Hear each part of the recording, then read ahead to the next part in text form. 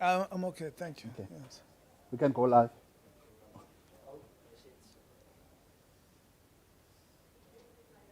Then validity.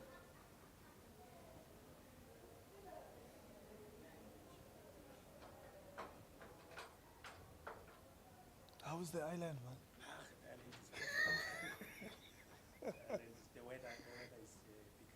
Yeah, yeah, yeah, yeah,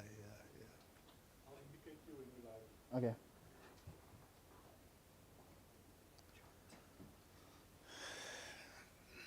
Please share the pictures. Take many pictures as possible.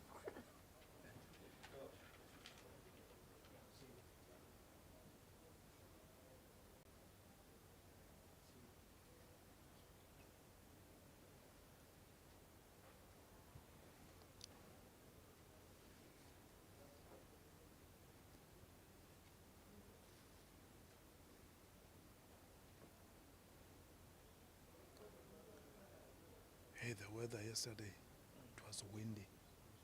Yo, yo, yo, yo.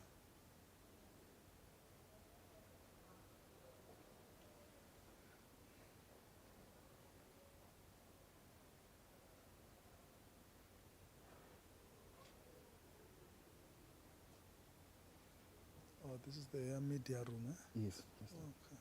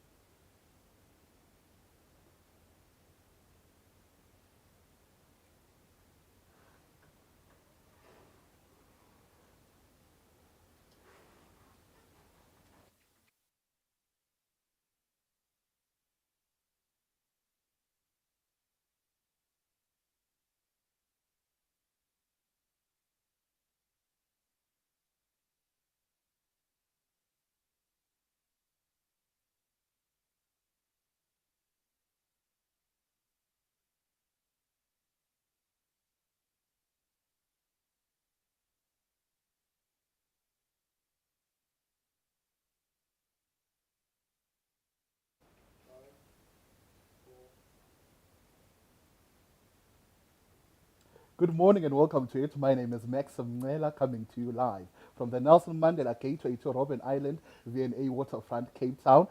With the Nelson Mandela Museum podcast, we're coming to you live with Dr. Boy and Dr. John T. Tipa, the acting CEO of the Robben Island Museum. We're bringing you the 35th anniversary of Nelson Mandela's release from prison with the theme 35 years of Nelson Mandela's release from prison, lessons learned. Dr. Boy and Dr. Jonty, good morning. Welcome to the show. Morning, morning. Let's start with you, Dr. Jonty. Thank you very much for hosting us. You have a lovely center here. Thank you very much for that. Nelson Mandela was incarcerated for 18 years in Robben Island, and we are back 35 years later after he was released. I want you to touch base on the significance of having this event at such a venue. Thank you very much, and good morning to everyone. It's such a pleasure to be hosting this event in collaboration with the Nelson Mandela Foundation under the auspices of the Department of Sport and Arts and Culture. It is indeed a remarkable day for us. Nelson Mandela, Madiba as is commonly known, has spent 18 years of his incarceration on the island itself. And a lot of our visitors, when they come here, they don't want to see anything other than Nelson Mandela cell. So they would rather go and see Nelson Mandela and pack their bags and go. So that's how significant Madiba is or has been throughout our journey as Robben Island Museum. So it is an absolute pleasure to be hosting this event. It is an annual event, and it's an event that will be perpetual. Thank you. Thank you very much, Dr. Boy. Good morning and welcome to it. Morning, morning, morning. 35 years later, it's also 25 years later for your museum, the Nelson Mandela Museum. 10 years later, after he was released from prison, he went and opened a legacy project, which is the Nelson Mandela Museum. Yeah. And you've been celebrating his release from prison from years. Now it's 35 years later. How is this one different?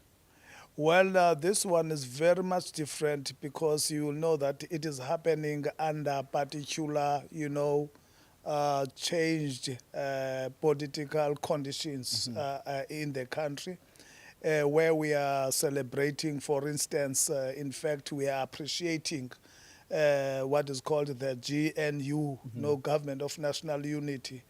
And why we appreciate that and we are celebrating that within that context is because the very same Nelson Mandela, the founding father of our South African democracy, was the founder of the very same Government of National Unity. So that to us that is very important, and it calls upon us to make sure that we diversify this anniversary, and we also use this anniversary as a platform and a vehicle to unite the people of South Africa and across the continent, and also not just to do that, but also to pursue, the values and the legacy of Nelson Mandela and whatever he actually stood for. So that gives us that opportunity, and that is why it is so important. Thank you. I'll get back to you, CEO. I want to bring Dr. John Tip back on the floor. We are here at the Nelson Mandela Gateway to Robben Island. I'm sure there is a significance behind changing the name of this building to be named after Madiba. Kindly take us through that. Yeah. Look, if you look at the theme today, the theme is his legacy lives on. So we want to preserve and maintain that for the longest of time, effectively. So what we have done is this building is now called Nelson Mandela Gateway to the Robben Island Museum. So it is a gateway to get to the island. You can't go to the island in other way except coming through the Nelson Mandela Gateway. I believe the Nelson Mandela Gateway also houses exhibitions before you actually get to the island itself. You have exhibitions that are housed here. Kindly take us through your offerings that are here and at the island. Yes, we've got quite a number of exhibitions. Some here, quite a few here. Also at the University of Western Cape, we call those Maibue archives. And they give you a sense of the historical context of the struggle from the grassroots level. So they take you through what happened in the 60s, in the 70s, in the 80s, and in the 90s.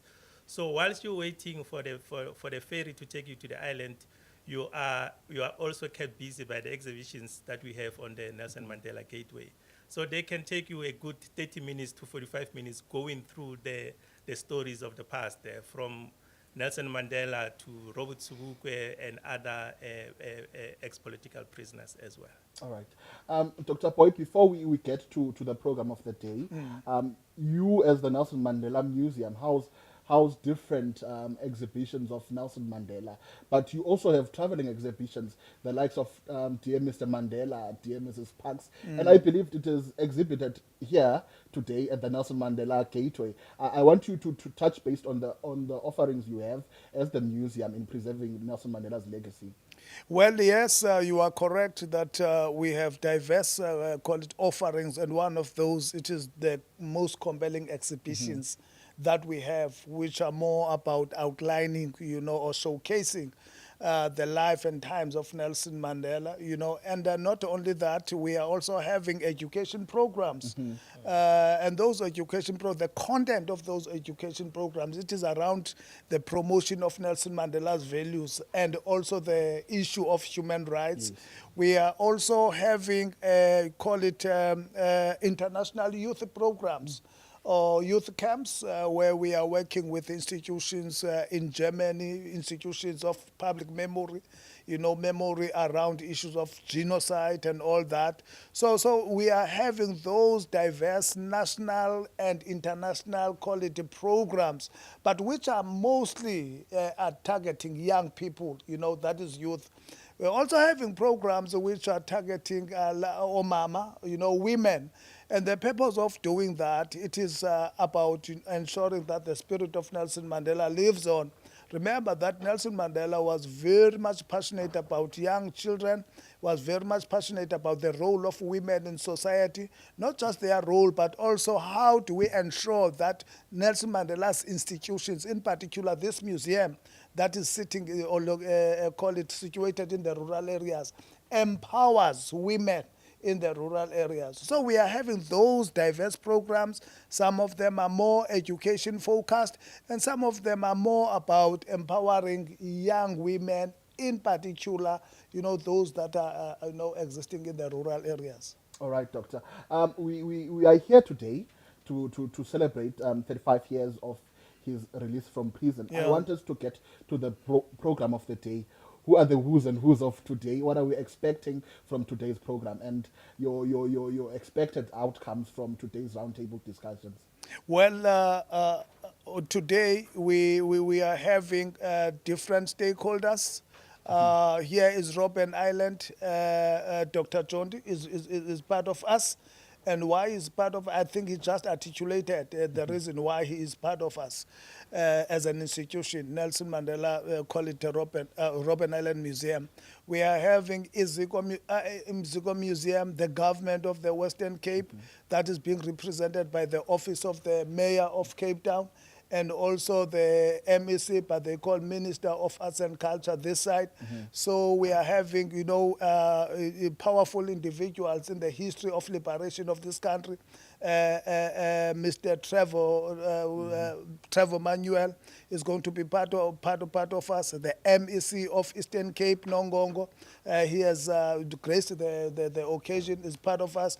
Now, the purpose of having this, or the end game, is to ensure that the legacy of Nelson Mandela is shared, across the country. And we are also ensuring that the Nelson Mandela Museum is not a cultural institution of Eastern Cape Mthatha, but it belongs to people of South Africa.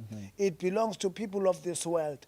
And that is why we were so courageous to say, let us go to Western Cape, because people there, they long to see the Nelson Mandela Museum. They long to hear the voice of Nelson Mandela. They long to be told, we are missing Nelson Yeah. Mandela these days. We are really, really, really missing Nelson Mandela these days. We are missing his voice of wisdom. And so by coming here and joining Robben Island Museum, it's all about saying, let us go back to basics. And what are those basics? It is the values that Nelson Mandela actually espoused. All Thank right. you. Dr. John, to your expected outcomes? Uh, Look, Nelson Mandela Madiba has been a sounding board for many people. Even during his incarceration, we will always tap into his wisdom, even when he's not with us at this point in time. One of the other people that we have invited is an ex-political prisoner. So that ex-political prisoner will take us through his time with Nelson Mandela on the island, and we hope to learn a lot from them. Thank you very much. Dr. Boy, your last words? Well, my last words is to say that you viewers, as you are listening to us, we are really inviting you to be part of this ceremony today. And also, we are saying to you, continue to remember Nelson Mandela, because during these most challenging times, we are missing the voice of Nelson Mandela and his wisdom. Thank you very much, sir, for your time. We are going to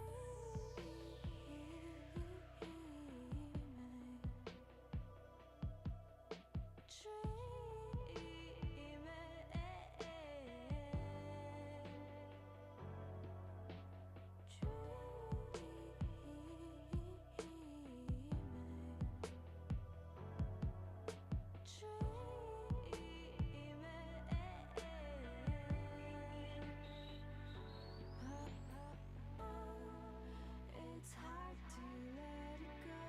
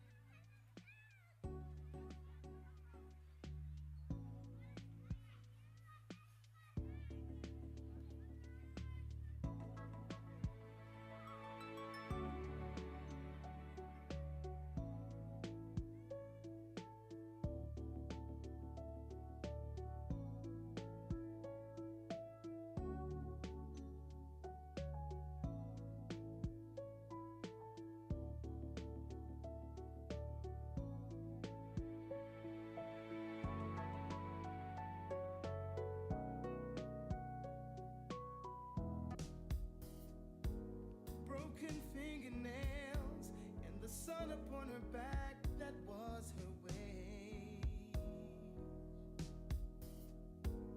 And as the wind blows, the dirt between her toes tells her story. Just an ordinary day, with her childhood stripped away, no joy, no glory. Ah, there's a woman in the street, sells her body to make ends meet, to feed her baby. Oh, that's what's going on a different street.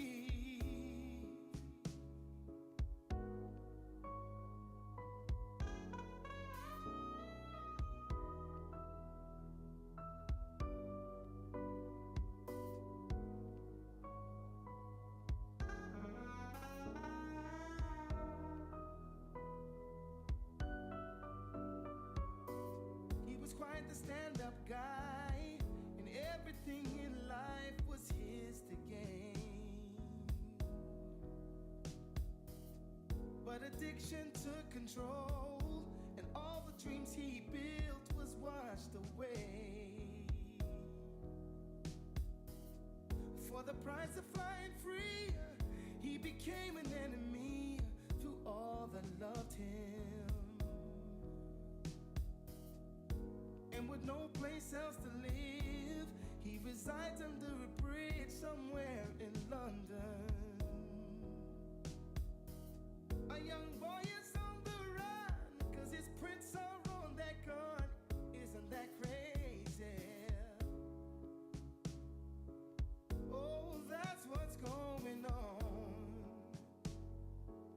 on a different street.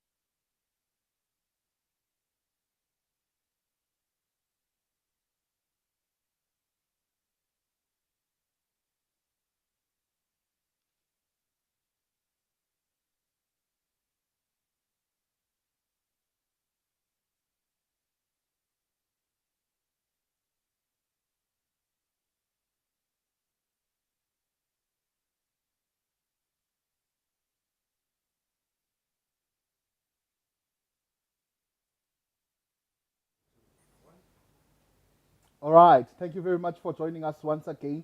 We're coming to you live from the Nelson Mandela Gateway to Robben Island. My name is Mncela, and I'm joined by the Honorable former Minister, Utata Utreva Manuel. Let me welcome you to the Nelson Mandela Museum podcast. Thank you very much, Max. Thank you very much for joining us. We are celebrating 35 years since Nelson Mandela was released from prison. And it's very iconic that we're celebrating 30 years, 35 years after his release, and also in 30 years of democracy with a different type of government, GNU. And I so believe he was the first person who wanted a government of national unity. I want to come to say, what what do you think he would say about the current government dispensation? Well, it's very hard to place myself in the position of Utata Nelson Mandela because he could always, you know, I describe him as a leader who could see around corners. He would take a view on matters, evaluate, and take a decision. Part of what I expressed about, when we were young and Madiba would take positions that he didn't quite understand, and he'd say, President de Klerk is a man of integrity, and he'd say, but why is he saying this? And it drawn de Klerk right into his web. And so when Madiba could get up, I think it was the 20th or 21st of December 1991 at Codesa 1 and say, I used to describe you as a man of integrity. It hurt much more. It hurt much more than if Madiba had come out of prison as an angry man attacking. There's an expression in one language I've heard that says, you don't catch flies with vinegar. Yeah. And Madiba's style was always about getting the honey to ensure that the flies would come. And de Klerk was attracted to that honey. And as Madiba was able to move, he could take positions. The tragedy of the assassination of Chris Hani on the 9th of April 1993, in an environment where the only person who could address the nation then was the president. It was F.W. de Klerk. And Madiba said to him, I need to speak to the people. Our leader's been assassinated. And de Klerk said, okay. And on that day, the 10th of April 1993, Madiba effectively became the president. That leadership was a leadership that could see around corners, as I say. We served from 1994 to 1996 in the government of national unity. Oh, yes. It was a very different government of national unity because we need to remind ourselves that the ANC secured almost 64% of the vote. And so it was a government of national unity whose purpose was actually to secure stability in South Africa. The government of national unity now is one that can deal with some issues. Today in Parliament there'll be a debate on the State of the Nation address. Today and tomorrow the President then responds. If Parliament votes against the SONA, you could have a big crisis. On the 19th, the Minister of Finance will deliver the budget. The budget, it's very important to remind ourselves, is an expropriation act. It's an act of Parliament. Yeah. It's not just a speech. It's not just about dressing in fancy clothes. It's about how money will be raised and allocated. And those decisions must be voted on by Parliament. Now, for Parliament to vote, it needs more than 50%. And the ANC does not have that. The ANC does not have that, so it's the government of national unity, in as much as it's important to South Africa, is also a statement of very difficult circumstances that the ANC finds itself in. So, but let's come back to your question, Max. Madiba, was a leader who considered the consequences of his actions. You never take a decision just now. It's never a transaction. It's about what are the consequences. And if the consequences of stabilizing our democracy means that you go into a government of national unity, then it's not an act in and of itself. Because it needs to, I think Madiba would say, but you need to look at the next step and the step thereafter and ask how we can restore the trust of our people in the movement that had won their liberation. And it's that. So the question is not about the government of national unity now. The question is, what does this mean for the future of our democracy? So I mean, I can't ever put myself in the shoes of Madiba, but I can try and think of what the issues are that would have made a difference in the way in which you read the situation. Coming to the legacy projects, preserving Nelson Mandela's legacy, I so believe that in the year 2000, actually 10 years later, after he was released, he formed the Nelson Mandela Museum as one of his legacy projects. And it was taken over by the Department of Sports, Arts and Culture now. But I do want to know, do you think his history or his legacy is conserved and preserved in the correct manner by the legacy projects? Look, the legacy projects can do what they can. I think that the rest of us need to push them harder. I think the big challenge, as I see it, is that we haven't actually ensured that our children and their children, because they are grandchildren already of my generation, who understand these values, learn it,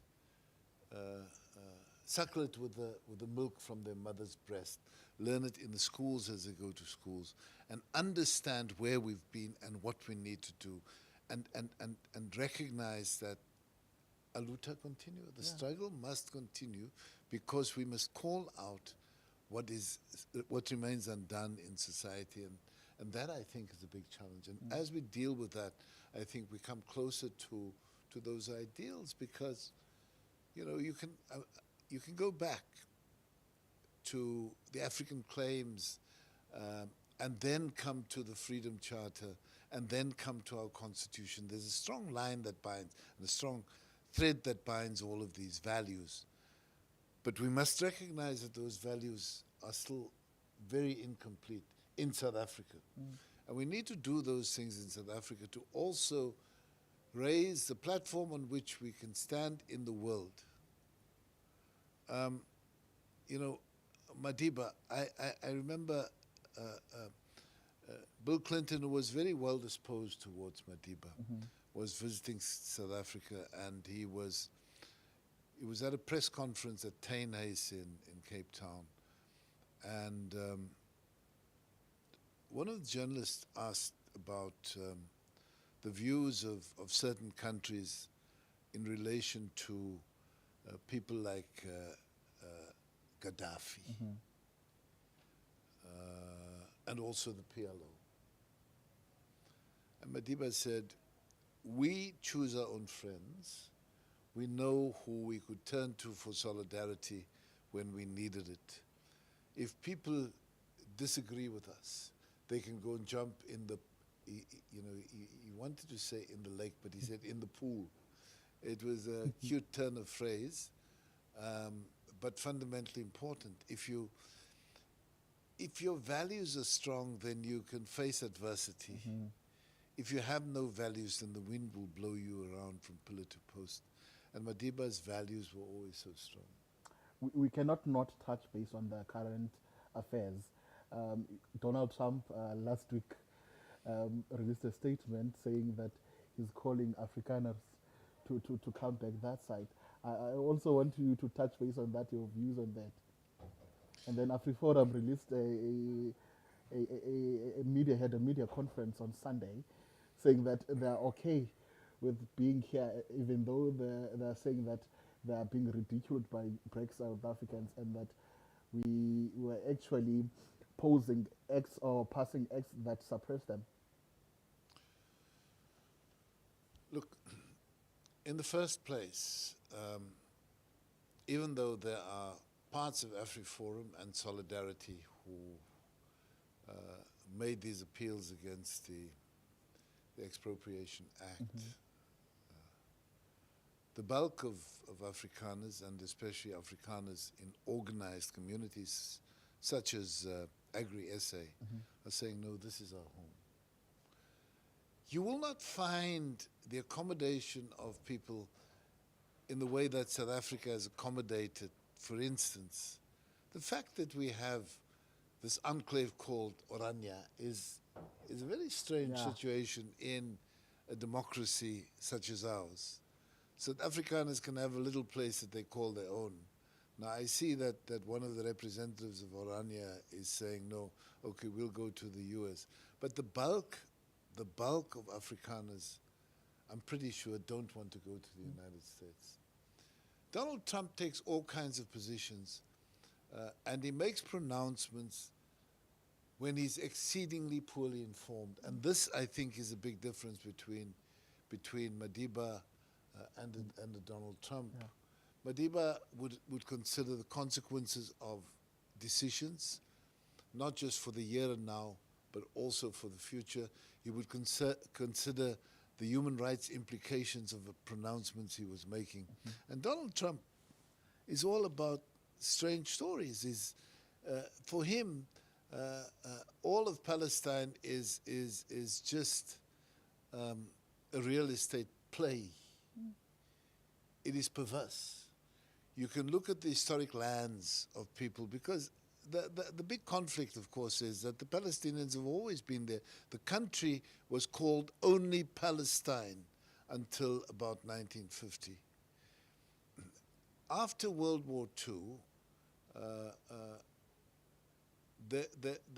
there was a migration of some Eastern European Jews,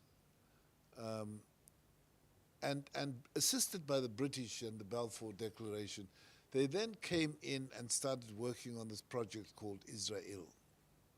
But Israel was not a country. And it's also quite important to recognize what the most religious Jews are saying. They're saying, Israel is not a Jewish country. Judaism is a religion. Judaism exists everywhere in the world. Yeah. It can't be confined to one piece of land, which has only been in existence for 70 odd years, built on the land and pain of Palestinian people as it happens. So to come and talk about this as, I mean, Trump looked at the pictures of the coast of Gaza on the Mediterranean and said, oh, we can build a lovely Riviera.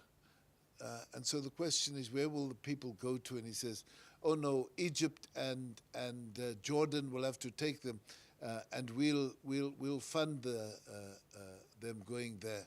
You can't say to people ever that your country, your history don't matter. The only thing that matters is real estate. That is so crude, so horrible, so unforgivable, so completely ahistorical, and unjust, morally unjust. And I think we have to call it out as just one of the greatest attempts at injustice in the world. And the way Trump speaks of people, I'm sure not even the worst tyrants, not even Adolf Hitler would talk about people. They'd be shy, they'd talk, they'd whisper, they'd get other people to say things.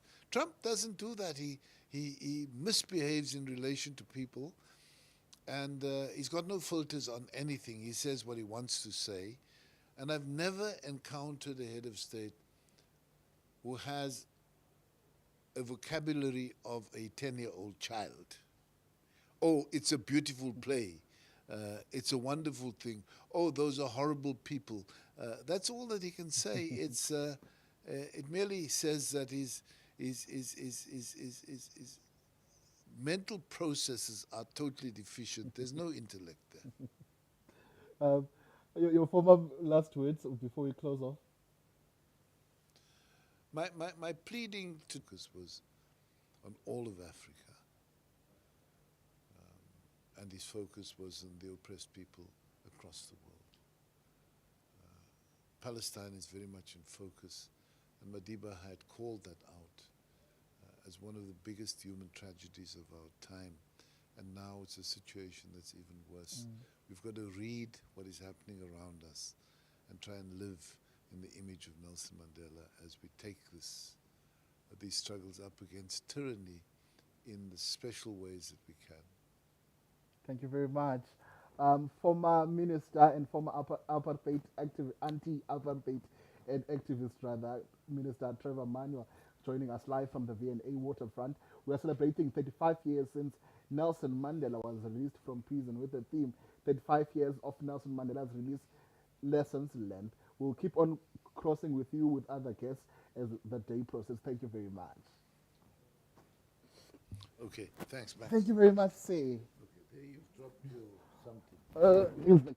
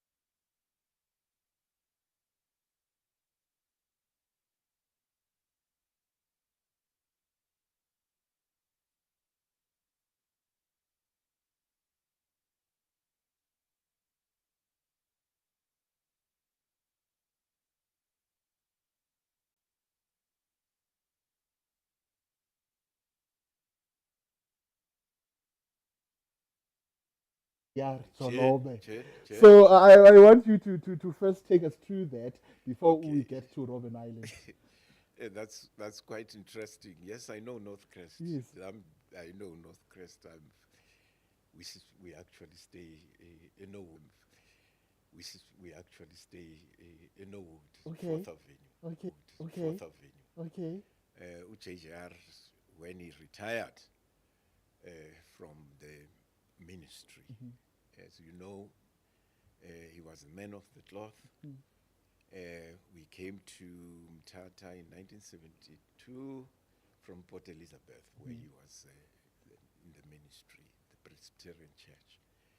So we got to Mthatha in 1972. His first property Wasn't no. was in Norwood, 4th Avenue, number 24.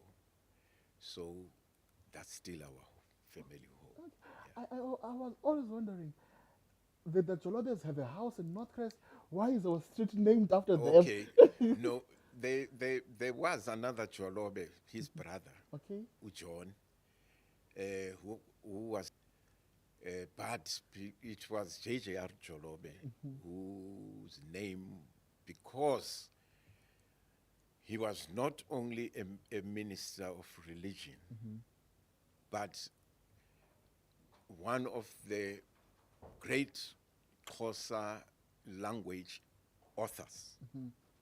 In fact, my name, both my names, Lita and Mieso, are names of some of his most important books, Ilita no Mieso. So I'm named after those two. He was a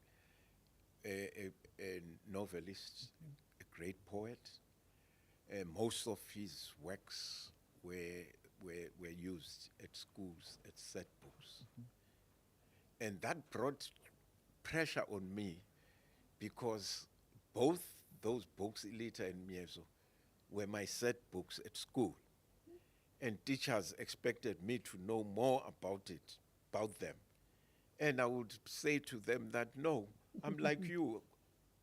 I don't know what he was talking about here. He never involved me in his writings. All I know is that he would sit in the study and write so many things. But one thing I always admired him on is that when I asked him at some point, I said, Daddy, I would like to be like you. And he said, son, this is a calling. You will find yours. That's Lala. Yes. So I did find mine eventually. Okay. I want us to come to Robben Island. Yeah. Moments with Madiba in prison. Yes. Kindly take us through that. All right. Now, as I said, I found my calling. And when I was arrested, and my mother was, of course, taken aback, shocked. But because the period then was volatile, there was no way that one could avoid being part of the struggle. There wasn't. The conditions made us to be part of it. And when she asked, hey, son, when she came to see me in detention, when we're allowed to be seen after Neil Agget's death in detention, I then said, reminded her of a 1979 conversation we had, watching TV then in Port St. John's. When we saw Solomon Mahlangu being sentenced to death by the racist court. And she remarked, oh, Mama Lomdana. So when she came to visit me in detention, I reminded her of that episode. I said, now you are the mother of that child. Because then there was so much talk about death sentence in our case. So I said, now your son is in this, and there's talk of death sentence. But fortunately, I came out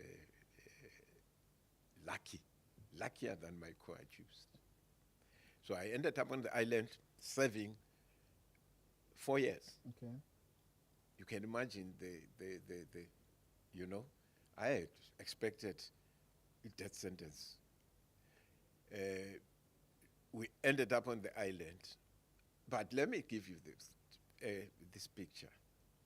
As we were embarking on a Susan Kruger, it's one of the cargo boats that used to ferry prisoners from Jetty 1 here across. Remember, waterfront was not existing then. Okay. This place was with all those petrol tanks, you know, the used petrol tanks around here. There was no waterfront. There was only Jetty 1, which was a government facility, Okay. which was a harbor, a staging harbor for Robben Island.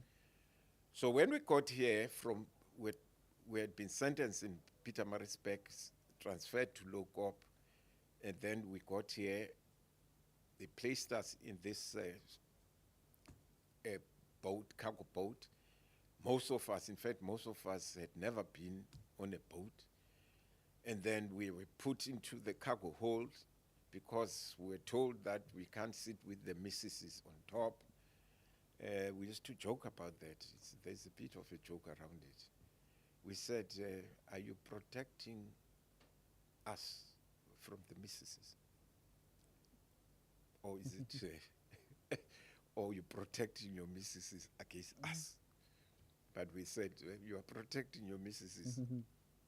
Okay, you are protecting us against your missuses. But anyway, we eventually got to the island,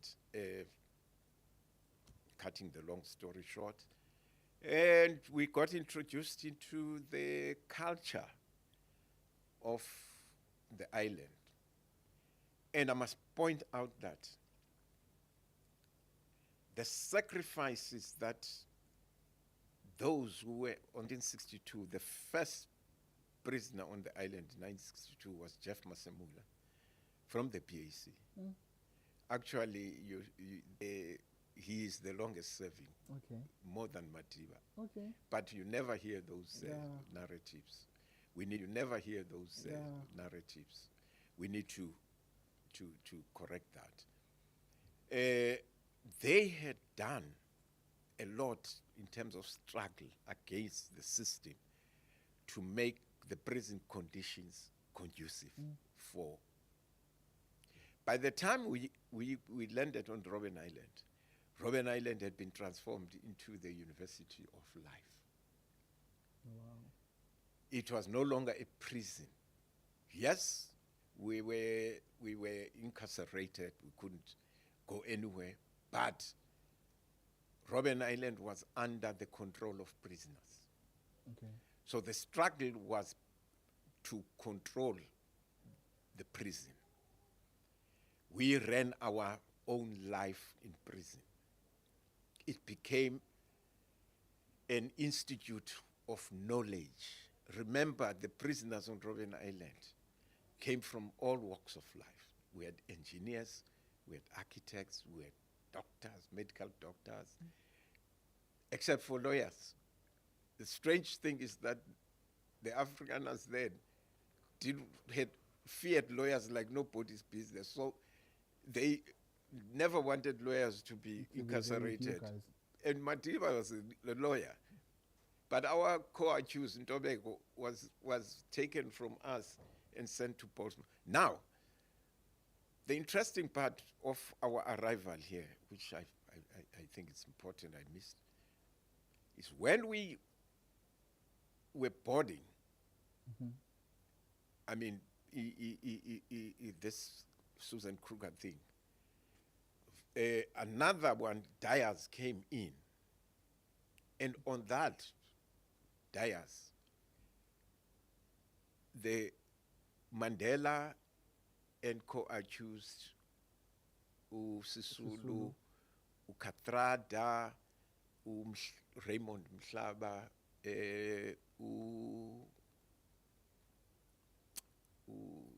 Mtswaledi, Aaron. not Aaron's uncle, Okay.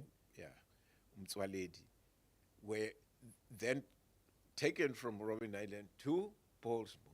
Okay. So we missed each other. Okay. Now, imagine, I'm young, we're looking forward to seeing this Mandela, whom we used to sing about in the camps. And then I missed the opportunity. But it's not about engaging Mandela. Mandela was part of a collective. It's about our life engagements on the island, which we want to make it a point that they become the legacy for future generations, because the Robben Island is a symbol of reconciliation. It's a symbol of conflict resolution. I'll give you an example. We came from different political, ideological strains, but we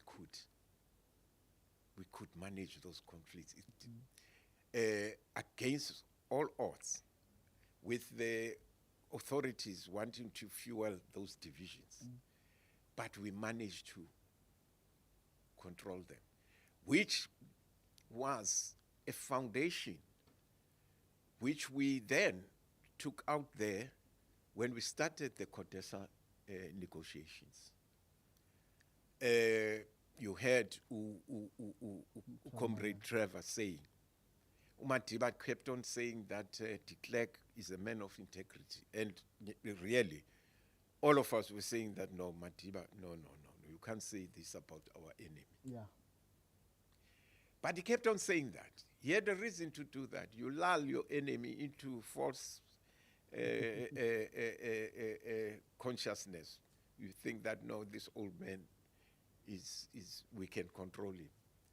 But when de Klerk deviated from this spirit of reconciliation at the CODESA talks and started attacking the ANC, then Mandela rightfully said, I called you a man of integrity. Now I'm withdrawing that. Yeah. Now, for somebody in this stature to say that about somebody, because the whole world honored Madiba, the whole world respected Madiba, and once he says that, then the problem is on you. So that's Madiba. Yeah. Now, I met Madiba, and fortunately, I came out of prison and had an opportunity to engage him. When I got to, in fact, I came out and then by default went back to exile. It's a story of another day. It's by default. I never intended going back to exile. You're very troublesome. Yes, I I must landed up in Zimbabwe, being deployed in Zimbabwe. And then I was deployed into the security apparatus of the African National Congress, as regional, part of the regional intelligence and security unit.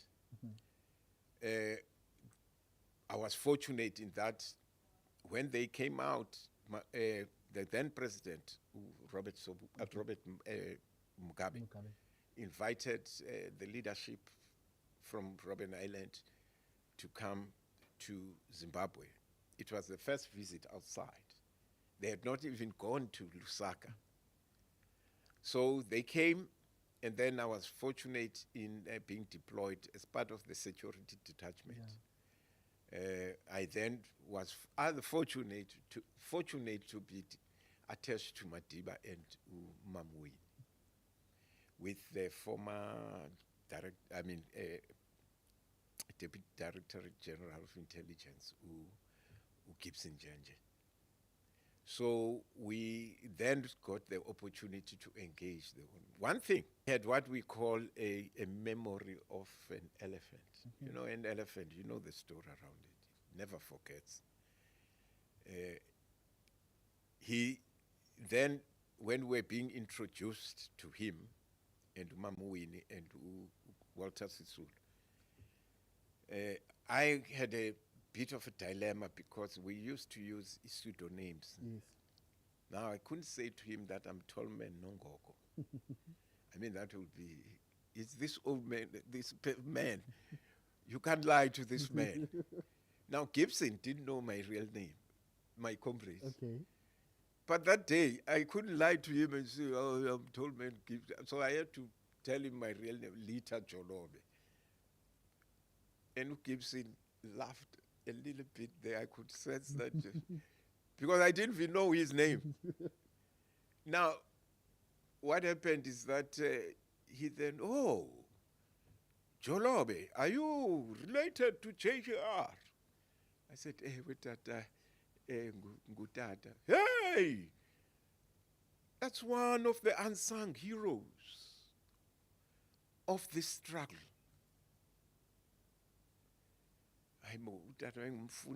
My dad was just, he wrote there and there. You know, some of his books, they were coached in such a manner that it hid the message. Yeah. But it was about a struggle. That's what some of these authors used to do in order not to get the books banned, but for you to go and read between the lines and you get the message. Yeah. So he says, when he was being honored at Fort Hare, we sent him a letter from Robben Island telling him that he shouldn't accept it on the condition that my cousin brother, the sellout, Matanzima, Katie Matanzima, is also going to be honored on the same day. And when he passed away in 1976, by the way, he passed away in May 16, JJR. 1976. At that day, we were toying at school in Bantingville when I was, when one of my uncles came to pick me up. I didn't know what had happened, but JJR then was in hospital, having had his 2 legs amputated because of diabetes. And then the news was broken that he's passed on.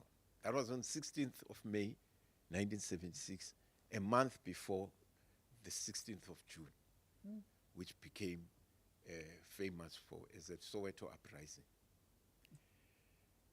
We were part of this student movement. The revolt started. Yeah, but anyway, June 16 came, and then we also in the Transkei became part of this, although remember the Transkei was trying to be called a independent a country, and we were opposed to that because we said we are part and parcel of South Africa.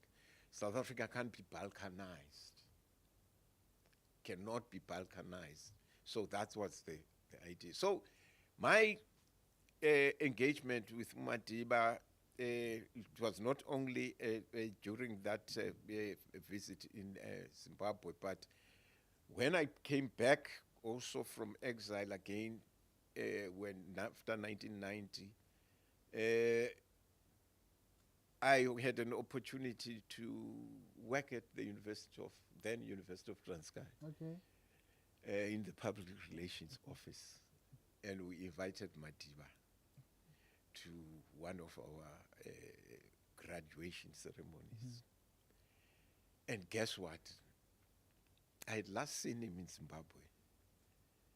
When he saw me coming in, he stood up. Stood up. Later, I said, this man has got a memory. He has met thousands of people, but he can single you out. Now that's a character, true character of a leader. He makes you feel welcome, that you part of you. Because of Yeah, time, yeah. I want us to come back and sum it up. You I'm fortunate to speak to someone who serves as a council member Yes. of these legacy projects, and the Department of Sports, Arts and Culture has these museums that are under them. The Nelson Mandela Museum was founded by Mandela in the year 2000, Yes. 10 years later. You also have Robben Island Museum, Iziko, Freedom Park, and other museums. But we, as the Nelson Mandela Museum, have the sole purpose of preserving his legacy. Legacy. And our collection specifically speaks to Nelson Mandela. But we're also fortunate that these legacy projects, these museums interlink, because you have the Robben Island Museum having this gateway named Yes, after Nelson after Nelson Mandela. Mandela. You have other museums having exhibitions and collections that speak directly to Nelson Mandela. Do you believe that the current government of national unity, is doing enough in preserving his legacy? Well, the government of national unity is still new. But I think we are in the right space. Okay. The current minister of Arts and Culture, because we are an entity of the DESAC, has, in our engagement, committed, in fact, he's the one who is that we should put Robben Island back where it belongs. Yeah. And that's his commitment. He says when he gets out of this position, he wants to see that. Now, that was actually well articulated by none other than the state president in his SONA address. For the first time, Robben Island was singled out when he was focusing on e-tourism. Yes.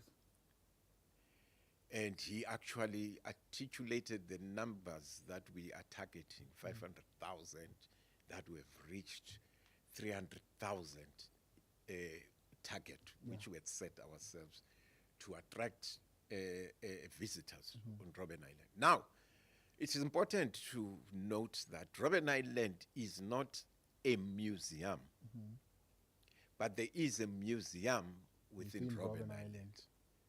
People tend to think that because it's called Robben Island Museum, then therefore it is a museum. No, it's not a museum. There is a museum within Robben. Robben Island is broader than. We have a pre-colonial history, we have a colonial history, we have a history where Robben Island was a naval base, as you can see, with all those guns there. We have a history of Robben Island as a place of leprosy. So the history of Robben Island is not just a history of it being where political prisoners were incarcerated.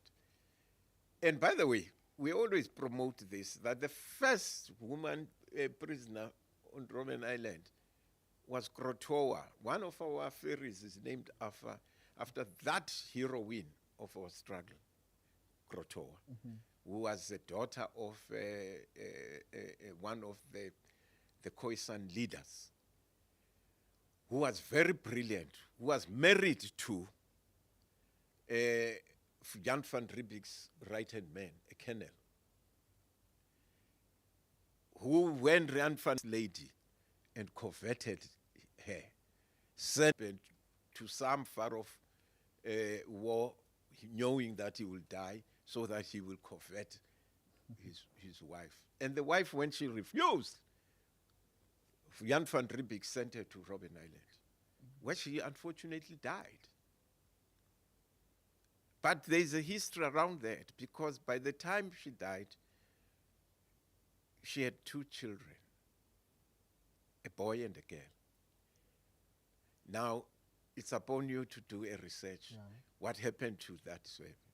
I don't want to tell you what happened, but it's a very interesting story, which I heard. We still have to verify it. That your FW de Klerk comes from that Lineage. lineage. All right. Thank you. But Robben Island, I want to just promote it a bit. Okay. We have some specials which you guys need to look into. We have what we call Pensioners Day too,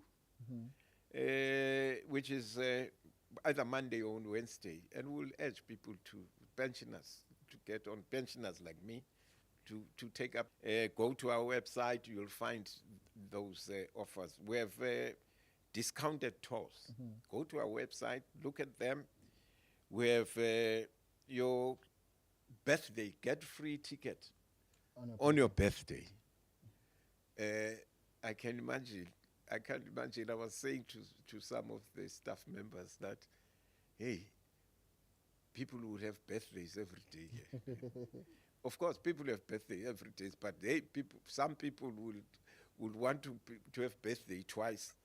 But Robben Island, we need to make sure that the legacy which you're talking about, no country in the world doesn't have, a self-respecting country doesn't have a place where a place that defines that nation. We have places like the Mecca, where those who believe in that religion make it a point that in their lifetime, at least, they undertake that pilgrimage. This is what we want Robben Island to be, the soul of this country.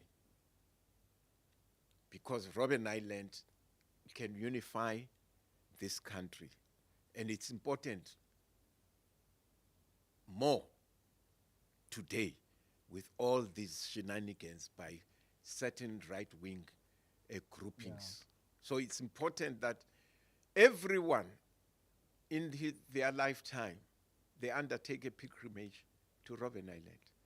Because once you are there and you experience it, when you come back, you are a different person.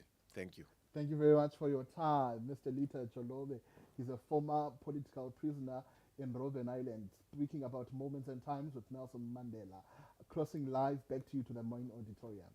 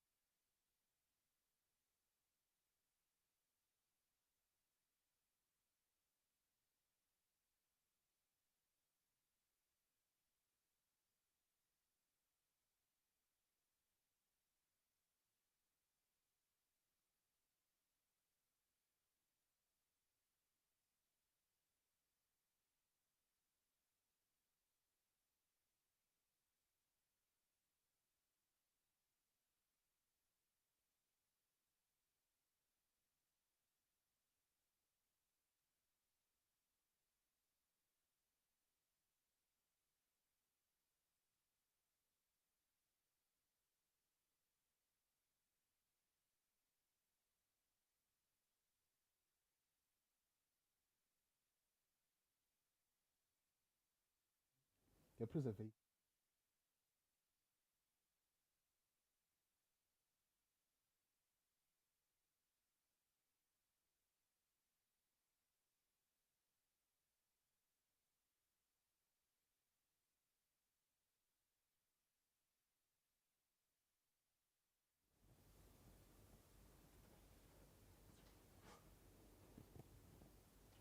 All right. Good morning and welcome to it. My name is Mncela, coming to you live from the V&A waterfront with the Nelson Mandela Museum podcast. I'm joined by the Honorable MEC for Sports, Recreation and Arts and Culture in the Eastern Cape, Honorable MEC Ngongo. MEC Masikubulisa Sikwamkele Manyati, and thank you very much for joining us. Well, thank you so much. Good morning to you and your viewers. All right. You are heading the Department of Sports, Recreation and Arts and Culture in the Eastern Cape. I want us to briefly chat about that. You have this legacy project, Katatu Nelson Mandela, that he founded 10 years later after he was released. As much as we are celebrating 35 years of his release from prison, 10 years later, in the year 2000, he founded the Nelson Mandela Museum as a legacy project. So it's also 25 years this year of the Nelson Mandela Museum with the sole, lack of a better word, mandate of preserving his legacy. Your role as the department, what are you playing what role are you playing in preserving such a great man? Well, thank you so much. One has to start with Tata Mandela as one of the few leaders that you would find in the entire continent. If you talk of the Nelson Mandela Museum, as government, that facility on its own, we work very well and closer with its council and as well as the CEO, Dr. Boy, to ensure that whatever that we could find in and outside the country that talks to Tata Mandela is preserved in the museum. And also all that we are working towards, in which I think in some we have at least achieved, is to ensure that the history and the route that has been traveled by Tata Mandela is then at least taken to the younger generations and into the schools, so that our kids can then understand what happened. Why are we even having this Nelson Mandela Museum? How did we get to this entire democracy that we are enjoying today? And what is it that is expected from us in ensuring that we protect now the legacy of Tata? And as far as the department is concerned, we are working very well with the Nelson Mandela Museum. And of course, a lot has been done. We have just had a program last year. A year before, the president of the country was there to unveil a statue in the museum itself. And now what we are pushing for is to make that institution as one of those that would then at some point generate the revenue for its sustainability, because it has got a lot of information and a lot of the things that people would like to know and see with regards to Utata Mandela. When you go just after, not more than 10 kilometers, you will reach which has just been declared as one of the World Heritage Sites, in which it was one of the strides of the department together with the Nelson Mandela Museum Council that we worked together to then name and recognize that facility in which Utata grew up from. And that rendezvous that you see there is one of the houses in which Tata Mandela would then be groomed while he was still very young there at Mqhakazweni. And of course now we see that Mqhakazweni has been declared as one of the World Heritage Sites because of our efforts together with the Nelson Mandela Museum. We cannot talk to a government official and not talk about the new government, the government of national unity. It's 35 years later. As much as he was released in 1990, in 1994, he had his own government of national unity just to stabilize the country for the first time of his government. And we are back 30 years later we are in the government of national unity with a different circumstance now. At that time, the African National Congress had 64%. They were the majority party, but he made sure that it was a government of national unity so as to stabilize and bring in all races together to make the new government. But now we are back in the government of national unity, but under different terms, the ANC being less than 50% this time. So how are the relations? We are in the Western Cape, a province that is led by the Democratic Alliance. How are the relations now as you are serving in a different type of government? Well, Utatu Mandela ligqirha. You know, when someone can do things, irrespective of how long would it take, those things would come back. Because if we talk of it, if the government of national unity was one, in fact, of his principles, Yeah. Utata Mandela. And then 30 years later, we then see the government of national unity again coming back. And we don't have any problems in terms of that governance. As the ANC, we are still enjoying the same government that we were enjoying even before the government of national unity.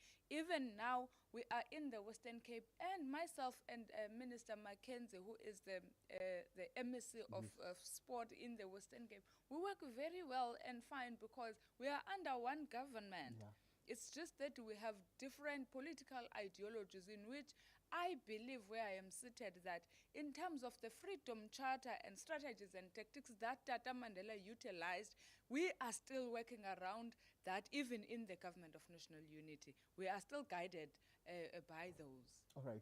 Can you also touch base, MEC, on your expected programs from now? I saw that during the weekend you were at was it Mncela, but you also Yes. passed the sports facility. I forgot the name just now, but that municipality where you were in over the weekend. So I want you to touch base on your upcoming programs and where people can expect to see the MEC.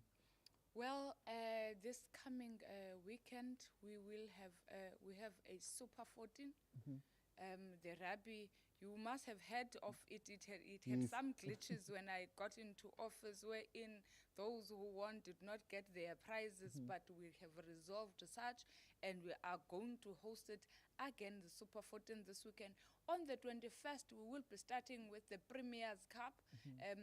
All the regions, all the locals, all those who are coming from deep rural areas will be mixed together with those who are privileged enough, playing for a Premier's Cup at Nelson Mandela in one of the stadiums. And we are looking forward to host even more games in the East London. We are expecting to host Chupa United versus Orlando Pirates in the Eastern Cape province, in which those are the things that I believe as the Eastern Cape we should be working towards, to also work around the economic development of the province, because we have, of course, challenges of high rate of unemployment and youth, but when we host those particular events and sport activities, we do have at least get some growth in terms of economy and find opportunities for our young sisters and brothers to work on our side. I must commend you, MEC, for your visibility in the province. It shows that we have a young person on the ground. Thank you very much. Your last words as we conclude. My last words would be neither be that, rather than that, I want to call upon each and everyone in the entire South Africa, the Eastern Cape province, and all other provinces to say, where you are, what is it that you are doing to change the situation of this country? Whatever political party you belong to, whatever race that you belong to, what is it that Tata Mandela and his collective that they were doing, in which way now where you are, a single thing that you are doing to change the situation of the country that we are living in. And I must encourage each and everyone that they must come visit the Eastern Cape. It is very nice there. We are enjoying each and every weekend. We have sport activities, we have arts and culture activities. We have Intombiz and Payana. We have Amakomkhulu wethu that are encouraging, and that will tell you a story about the Eastern Cape province. We have many of Isandlwana that we will still take our people about the Battle of Isandlwana in September this year. So people must come to the Eastern Cape, go to Nelson Mandela Museum. We will take you through about each and everything that we do there. Thank you very much, MEC.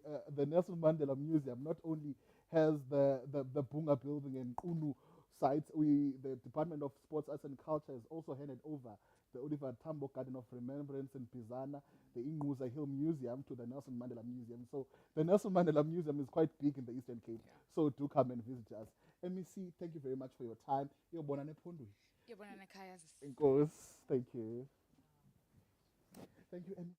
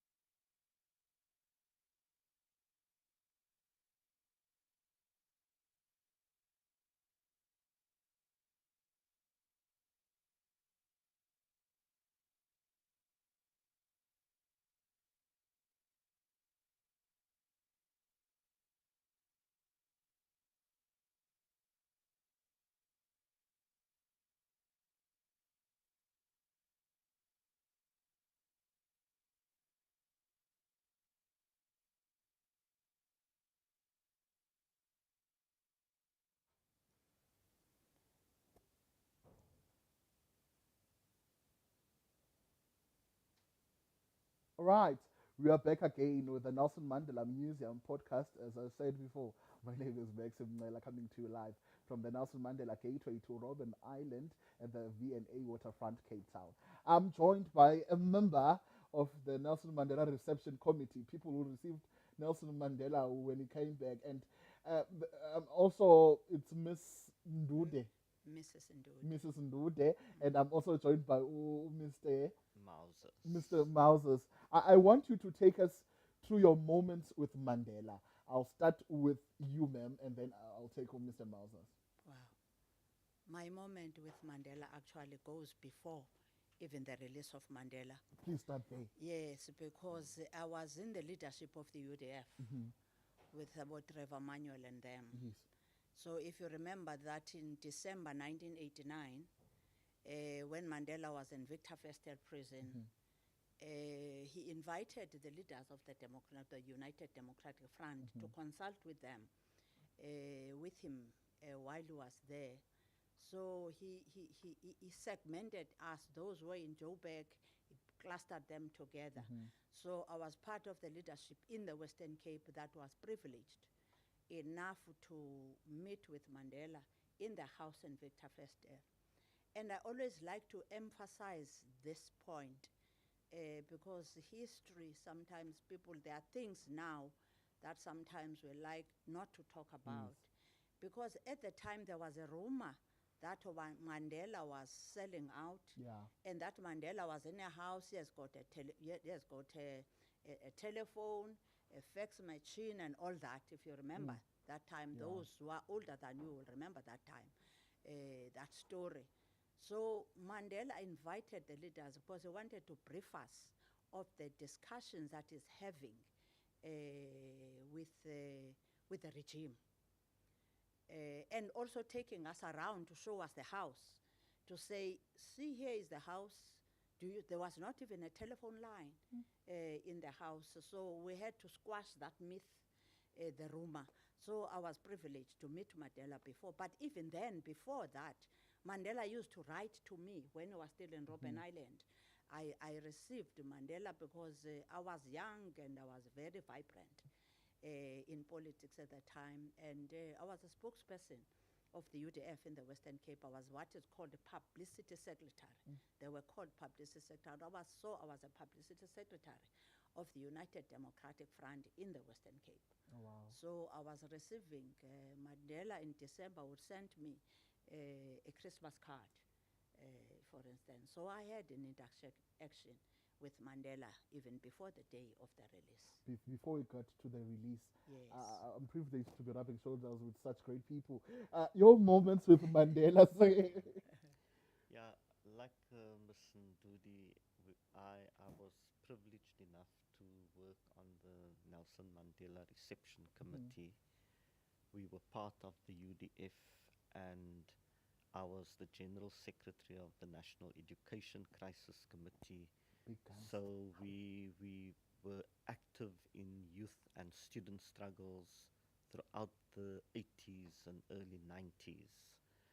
But in terms of our work on the Mandela Reception Committee, it was to prepare for the eventual release of our leaders from prison, including Comrade Mandela. And we were privileged to be part of that history. And I was one of the people, together with many others, who were used as makeshift security, and I had to drive Comrade Wilton Kwai, one of the Rivonia trialists, on the morning of Madiba's release to Victor Verster prison. And my task was to drive him, get him safely to the Grand Parade, and to take care of everything that he required. And when we got to the house at Victor Verster prison,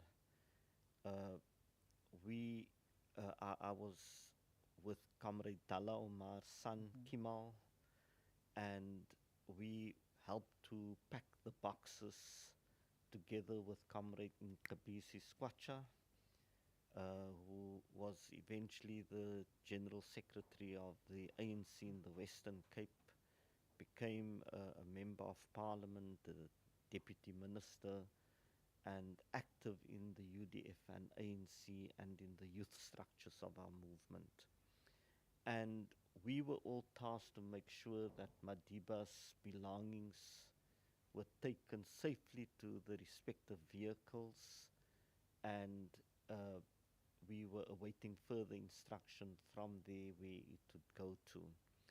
And when we entered the house and we saw Madiba, it was the first time I saw Madiba, and it was really emotionally overwhelming. And he had a stature about him that is indescribable. He just stood above everyone else. And that stature we got to know upon his release, upon the negotiations that took place, and when he became the first democratically elected president of South Africa.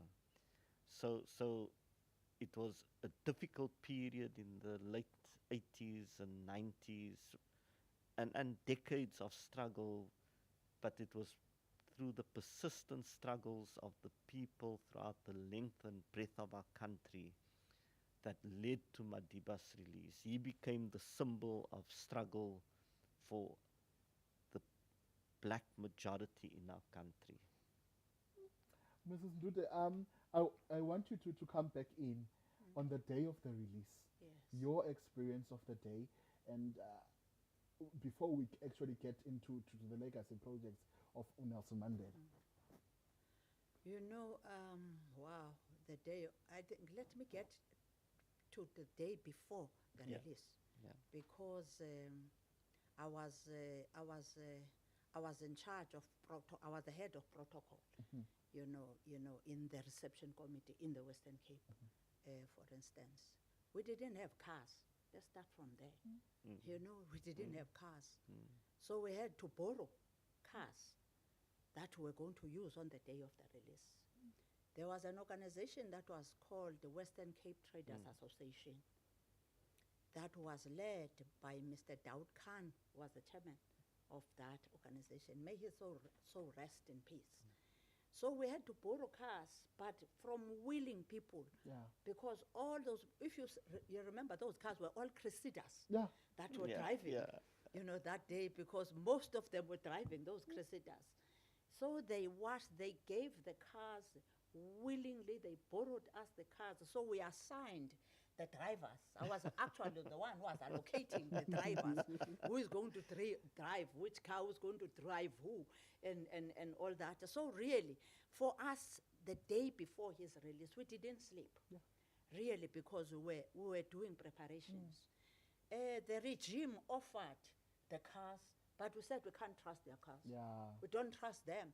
We don't know what they will plant, In the- you in know, those in cars. those cars. So we relied on our own resources, but we also wanted to show them that we have got the capacity Yeah.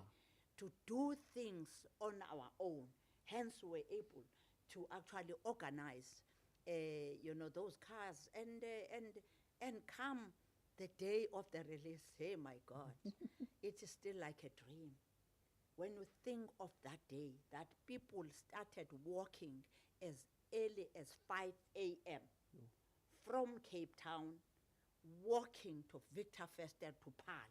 They couldn't wait for the buses or any cars to be organized. They started. By the time we were driving to Victor Verster, we were meeting people who were just walking down, you know, N1 to go to Victor Verster, because it was the day that all South Africans, all walks of South Africans were actually waiting for that day. Even white people, the farmers, you know, in the farm, you know, areas that were passing, they had their children in their shoulders and standing along the road, actually waiting to see this Mandela.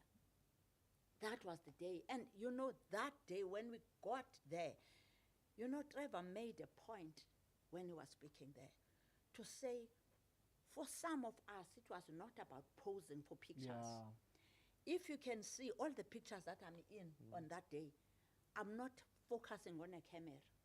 You'll see me talking to this one because we're looking at the safety to make sure that Mandela is safe. I don't even have a single photo where I'm standing and posing with Mandela. And yet, I work very close with Mandela, even at Bishop's Court, where we put him for the night. I had to make sure that we sweep the place first. It is clean, everything is clean. So I had to assign the guys that who is going to be sleeping there, you know, for instance, who have to be released and going home, so that in the morning we've got people that are going to be there to take care, of the cargo. Rose referred Precious to cargo. say it was a precious cargo.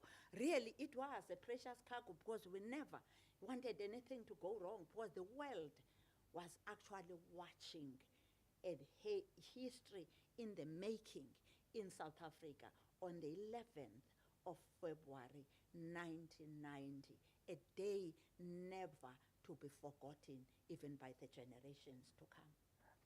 How does it feel to be here today as one of the members or who were part of that committee? And do you think that the South African government is doing enough justice in preserving his legacy? Not at all. I'm very blunt. I'm very honest, and I'm known by the powers that be. That's how I am, and I learned it from him. Actually, we are not even near the Mandela legacy that we are supposed to represent. Sometimes when some speak and quote Mandela, I call them aside and say, you are not representing Madiba's interest. That's not. We are just paying lip service about what Mandela stood for. But what we are doing as a nation today, as a government in particular, is far from what Mandela would have envisaged.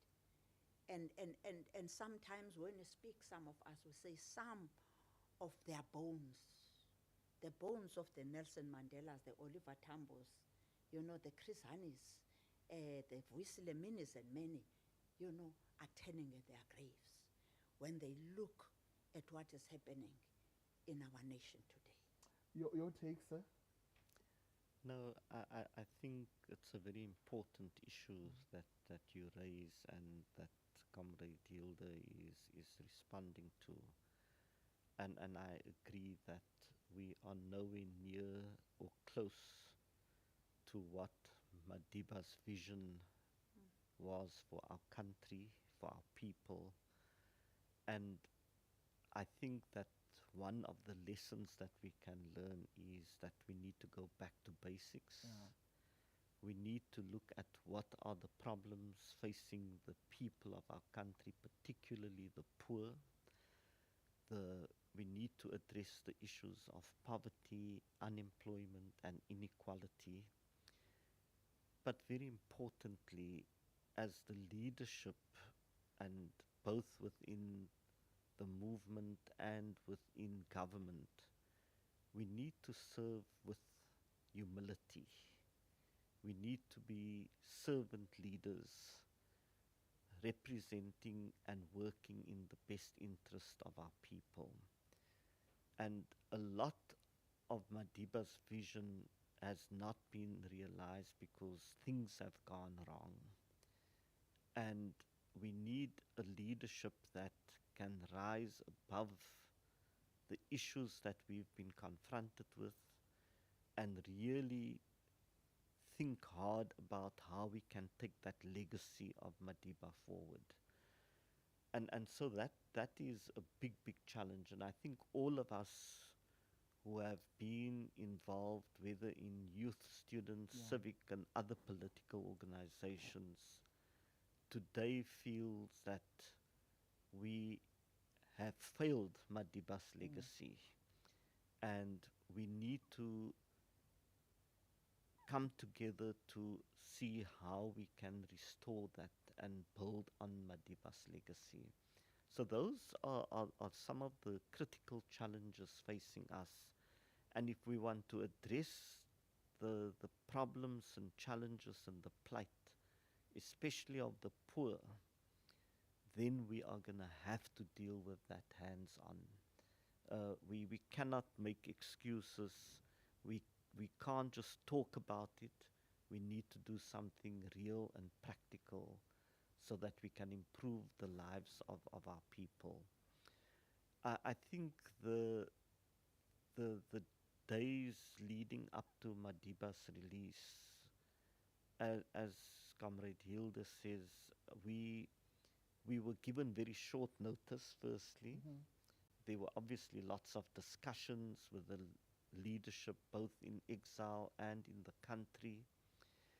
And I still remember a day or two before Madiba's release, I was at the ANC office or UDF office in Athlone, and we were also operating from Esa Musa, the lawyer's office in Athlone, and we were called to say that we had gone to see Comrade Huxley Joshua Hilda. I don't know if you know, he was quite ill. Very well, yes. And yes, we Huxley. went to see him, and then we got the call, we must come back to the office. And then we were told and sworn to secrecy that we need to start preparing, and that we literally have 24 to 48 hours. And Comrade Dalla and Comrade Cheryl and Trevor, Comrade Cyril, Comrade Hilda tasked me to go and speak to the mayor of Cape Town. At that time, it was Gordon Oliver. And I couldn't get hold of him.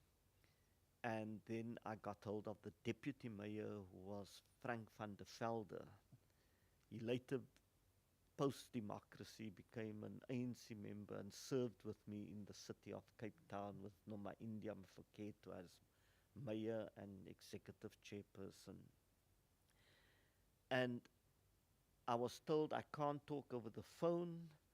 I need to go and see the mayor or deputy mayor in person, but I can't go to the civic center because we were scared that the place will be bugged and all that. And I told the deputy mayor I'll have to meet him at a coffee shop. And he just, and I told him I cannot explain it, but eventually he agreed. We met, and I had to take him into confidence because we needed to secure the Grand Parade. the Grand Parade and the City Hall for Madiba to address millions, billions of people around the globe upon his release. And I remember Frank van der Velde's face when I told him, and he thought I was talking nonsense, and then I told him, Mr. Deputy Mayor, this is the truth. I've been mandated by the leadership, and we need you to come on board. And he then realized that it was serious and it was real, and he basically worked with us within those 24 hours to get everything in place together with the leadership of our movement. Wow. There is a concern, or rather, something that has been ongoing in Africa as a continent, that 30 years later, after democracy, liberation movements, the support for liberation movement starts to decline. And we've seen the same. For South Africa, we're celebrating 30 years of democracy, but the support for our liberation movement declined as a result. We were forced, rather, into it was either this government of national unity or a coalition government. I want you to touch base on that, and how do you think the liberation movement can survive? Or rather, is this the new dispensation? There is no going back from what it is now. You know, one of the important fundamental, issues, never take people for granted. Yeah. It's very fundamental. You think that you know people. And I think that's the mistake that we've made as a liberation movement, because people trusted us so much. People loved us so much. We do things as if now in Tsimiako. Yeah. You think this is your field, you can do whatever, forgetting that you are dealing with human beings. And they are watching you every step of the way. So that's number one. And some of the things that we're experiencing today, if you can go back and listen to Oliver Tambo's speeches and to Chris Hani, we've actually I always say, as a liberation movement, our freedom, we obtained it last. We were supposed to have learned from the pitfalls of other liberation movements that were Exactly. before us, so that we do not repeat The same mistake. the same mistakes, but we have made worse ones than those liberation movement. And I think people are punishing, us for the mistakes that we have now done, because people, remember, we are no longer fighting liberation. Yeah. We are now in It's a different power. game. It's a different game. We are now in power, and now people are seeing our faults, and we've got other parties that are now drawing people to say, come my side, we will do 1, 2, 3 for you, because they are failing you there. We've failed. As a liberation movement that obtained its freedom last from all other liberation movements in the continent, we've failed our people. We've failed our forebears. We've failed those leaders that have sacrificed for this liberation, for this freedom. Some who died, like of Mncela and the Solomon Mahlangus that we are singing about. We failed those people. We got caught up on status, on fame, on names, on material things. We've forgotten who we are, where we come from, and now we are caught in this situation because we forgot who we are, where we come from. Because if we remained as freedom fighters, the way we were, and knew the goal and the purpose of why we're in the struggle in the first place, would not have fallen in the trap so quickly that we became so corrupt. We do all the things that we have ended up doing. Hence, I'm saying some of them are turning in their graves because we failed them. But the point that Salim is making, that we need to go back to the drawing board. But in that drawing board, Salim, we need to go to the people and apologize for the mess that we've done in this country. Apology goes a long way. When you say, I am sorry, I have made a mistake here, please forgive, give us another chance. Then people will listen, because we have learned from biblically that God, Jesus Christ, is a man of peace, is a man of love, is a man who forgave the sins, of men. He forgave even our own sins. So the people of this country, because they love the liberation movement, they will be able to forgive. But we do something about the corruption. We don't pepper things. People are no fools. People are not blind.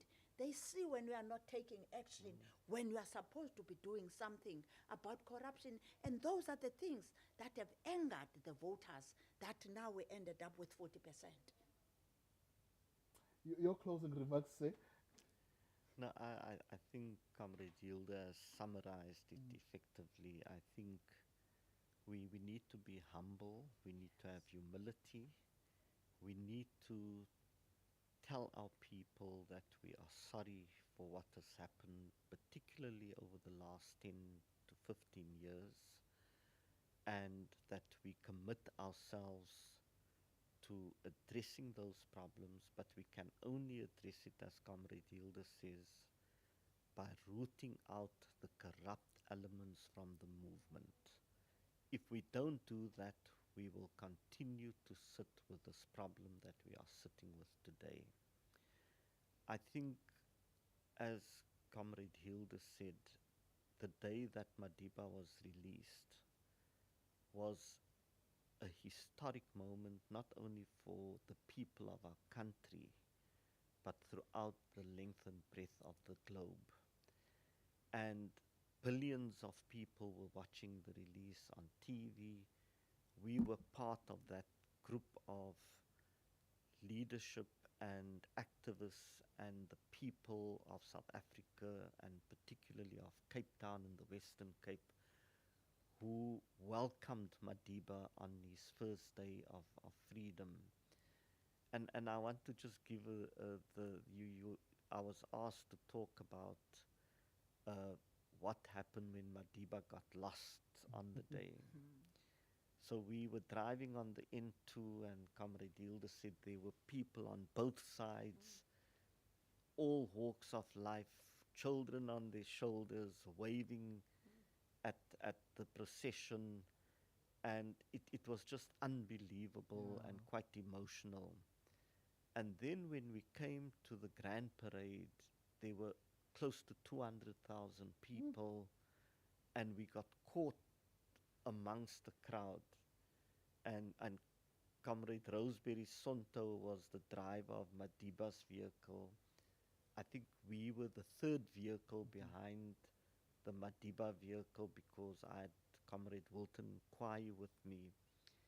And eventually we had to go back out of that crowd, and we started heading onto the N2 highway towards the southern suburbs.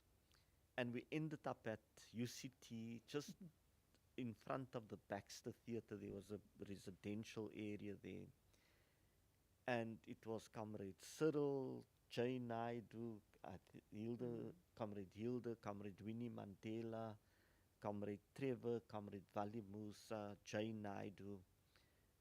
In the meantime, Comrade Dalla and the Archbishop and a few of the other leaders had gone ahead to the parade to receive Comrade Madiba. And we stood there and we were lost. And Comrade Dalla's son Kimal was with us, driving another vehicle with one of the Ravonia trialists. And Comrade Jay said, Kimal, you live close by Comrade Dalla's house, can we go there? And then Kimal realized that he doesn't have the house key and his parents are waiting. Then we said, can we go to the Archbishop's residence in Bishop's Court? And we then realized that everybody is on the Grand Parade waiting. The Archbishop is there waiting to receive Madiba. And then Comrade Jay said, but Salim, you live close by. Can we go? Is anybody home? Do you have a key? And without hesitating and thinking about the significance of it, I readily agreed because we couldn't keep Madiba waiting in the road. And I then led the entourage. And you'll recall in Madiba's book, Long Walk to Freedom, the first edition, they said we went to Dalla Umar's residence.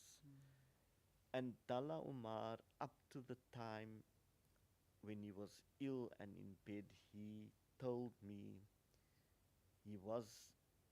we must tell history truthfully. And that was always part of his mentoring us young lions. And he said he made it his responsibility to speak to Madiba and the Mandela Foundation so that it gets corrected in the second edition. And it was corrected in the second edition. But when Comrade Dalla was on his deathbed, he called me to his house and he told me that Madiba and the foundation had agreed to correct that. And it was corrected in the book. We then got to my house, and my sister had flown down from Johannesburg. She was pregnant, and the flight was delayed, and she couldn't get to the parade. And she opened the door, and in front of her stood Madiba and the whole entourage and leadership. And so he had his first cup of tea at my parents' home in Crawford. And it's a day that we will never ever forget. But we only realized, and I only realized, of the significance of that post the event, because as Comrade Hilda said, our responsibility was to secure and our leaders, and Madiba in particular, and we didn't want to take any handouts from the apartheid regime.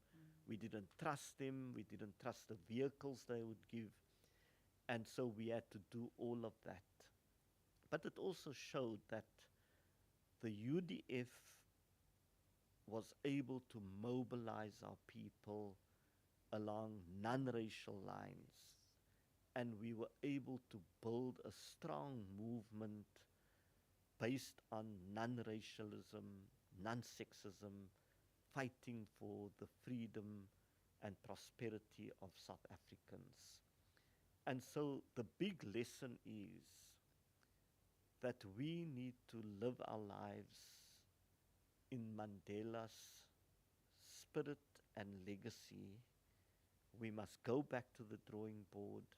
We need to root out the corrupt people within the movement.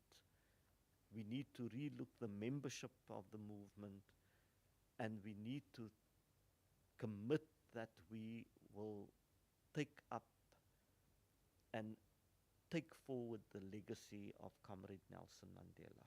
Thank you very much. Say your closing remarks, ma'am. You know, I really hope as a nation we have learned. It's a pity that young people sometimes, when you listen to their comments in the social media, you can see naivety of not understanding things, and sometimes you feel at pains when you know where this country is coming from. But there is a lot of education that need to be done. History books need to be rewritten so that the correct history is actually spoken, and that our grandchildren now, they read the correct history about this nation. And you know, in that day, something that comes to mind is that you remember that Oliver Tambo had a stroke, was attacked by stroke just in December, just before the release of Mandela. And he was in hospital in Sweden. And I was liaising with Mama Adelaide Tambo, that day. So the first encounter of Mandela and Tambo was, I had to organize a telephone there by the civic, by City Hall. So that, because I was with, I was liaising with Mom Adelaide, so that Mandela and Tambo can be able to speak. And we got into a smaller office, and a phone was, because Mama Adelaide gave me a number that when we get to the phone, this is the number that we must phone in Sweden, so that at least Oliver Tambo and Nelson Mandela able to speak, that day. And that is that is how they were able, to connect. And I remember Mandela when he received, making that call to Oliver, the pain that he felt, that Oliver now, he's coming out, and Oliver is in Sweden, having taken, taken by stroke. It was such a pain, but they were able to console and speak to one another to say that they will meet. And if you remember that Mandela soon went to Sweden to actually meet with Oliver Tambo. And I had the privilege of traveling with Madiba when he went to meet with Daniel Ortega of Nicaragua, and with Yasser Arafat, and with brother leader, those are the history of what actually happened, and that our nation, we have got a great nation, and I think we must not throw that, the baby with the bath water, because of what is happening. Because whether you like it or not, no one wants to go back to apartheid, to what DA will be worse than what is happening now. They will be worse than National Party, believe you me. Sometimes when people speak carelessly, I say, my goodness, do they know what the DA is made of? How racist and how hateful those people are of black people. And many of us don't realize. So really, the ANC must go back to the drawing board. It must go and apologize to people and reroute its energy into the right and stand for what it was formed for. Thank you Thank very you so much for your much. time. Thank You very much. Those are the members of the Nelson Mandela Release Reception Committee coming to you live from the V&A Waterfront, Nelson Mandela Gateway to Robben Island. Back to you to the main auditorium.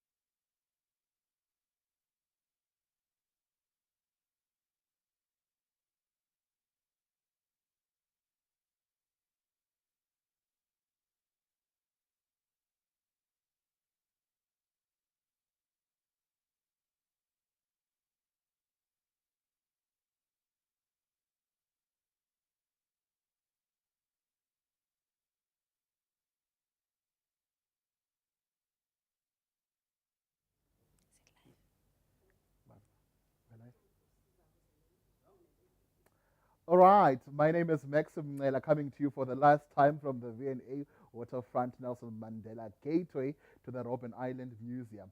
I'm joined by Dr. Mvusi Songela. She's the chairperson of the Strategics and Operations Committee at the Nelson Mandela Museum. She's the former chairperson of council. Doc, we had this strategic event, 35th anniversary of Nelson Mandela's release from prison with the lessons learned as the theme. Do you think that the speakers bakwazile ukuyicakaca ngokwaneleyo theme? You know, for me, what really stood out was that people were talking about real issues, putting into context the events that we are commemorating today. Because more often than not, we get political. And I think what I took as a trend from the first speaker, Trevor Manuel, up to Prof. Usomadoda Fekeni, was this value-laden leadership that we need to actually still instill within not only the spaces where we work, but the spaces where we stay, the spaces where we worship, the spaces within our communities.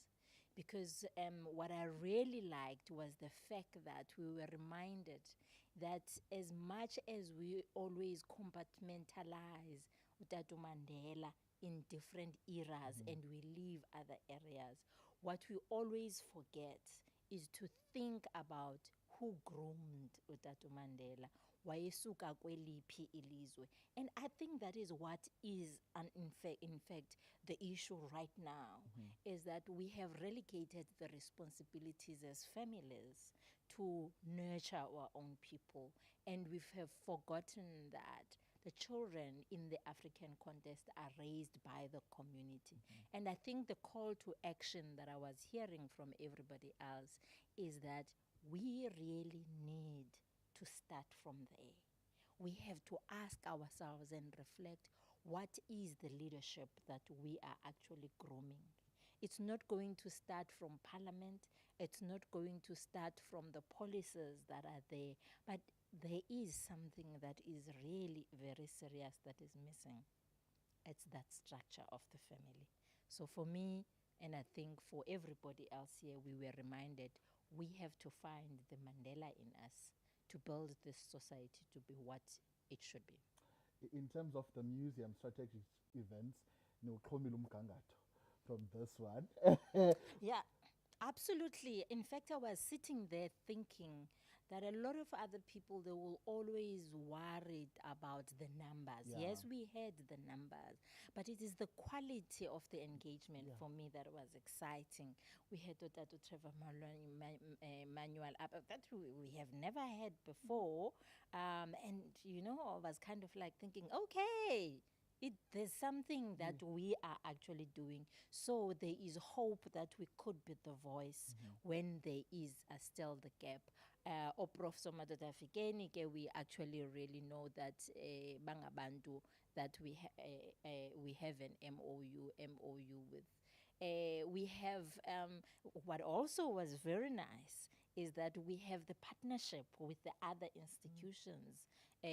More often than not, we kind of like work in silos. But also there was a call that we should actually bring more of these institutions, in particular those that are named after Nelson Mandela, to kind of ask ourselves, what is the narrative that we want to drive as a collective to build this society? So I really appreciated that we are here. We had the representative from the mayor from the Western Cape. We had the MEC from the Eastern Cape. And here they were sitting together, really talking with with the society about this event. Listen, where else did you find that kind of interaction other than today. So I'm thank sure- you very much I'm for sure you are very much satisfied. I saw the media visibility. All media houses were here today. Absolutely. How can I forget? We really had media here, and yeah, everything was live. And I'm sure by the end of today, we are going to be listening. Everybody else is going to be. We had the ambassador from Germany that was here, colleagues. Yo, Nelson Mandela. I think the staff, we must just really be commend the staff. They've raised the bar, and they cannot take it down any other time. Right now, we are repositioning Nelson Mandela Museum, and I really want to thank everybody else, even those that are not here, for the work that they have done to make this and profile this event. And thank you very much. What can we expect for the next strategic events? Wow, next strategic event, I think what is really important again, which is something that I always call for, they know me for the colleagues, is that we can have the events, we can have the food, but the most important thing is about the content. What is it that we want to take out of these events? What has come out, and how can we translate that into programs? In fact, there was a question that came that was calling for that, and I was very happy about that. As that the deliberations and the messages that are coming out, what is it that we are doing to translate them in the program? And Dr. Boy actually really responded in terms of the work that we do to write the books. I mean, Tatu Mandela's book, using the narrative of the ordinary people, what I always call the unsung hero and heroines who interacted with Utata. And that's the work that we're doing right now. So really we are upping the game. We're looking for new exhibitions to make it a point that people who visit other Nelson Mandela institutions, what they come to Umtata, they will find different material. And that is what we is to complement what is there instead of duplicating. So really, I think it was a very, very good event. And I want to applaud management for doing such a sterling work. Thank you very much, Doc. Thank you very much. Thank you very much to the listeners at home for joining us from the morning till now. Igama lam bendiNgu Mncela. Till we meet again. Goodbye. Bye. Was it live?